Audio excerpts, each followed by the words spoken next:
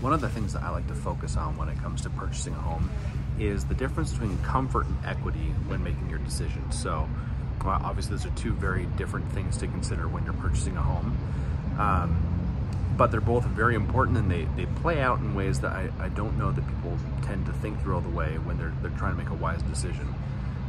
So if we're thinking about equity, what you own in the home, often I'll recommend, if you're able to, purchase a home that is maybe a little bit less comfortable, might need a little bit of work. Not talking about a total flip, but paint, carpet, work on the front yard, that sort of thing. And you can walk into some good equity.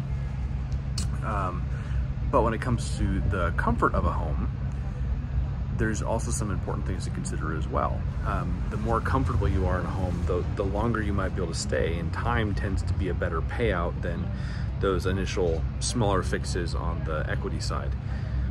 So if you're able to pick the home that is the most comfortable for you, and hopefully we can find one that has the intersection of both, has some work for us to do, but also provides the most amount of comfort such that you can stay there for quite a number of years. The longer you stay there, the better the equity will be, the better the payout.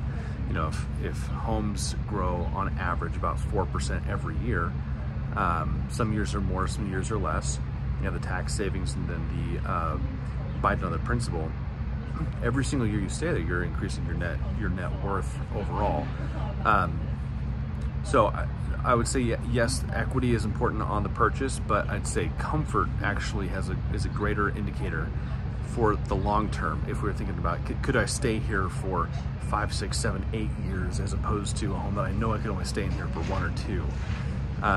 The shorter time you're going to be in there, the more skeptical you have to be about how much return could I get on the amount of fixes that the home presents, like paint and so forth. You'll probably need to get a really good deal if you're only going to stay there for a year, or just have a rental plan.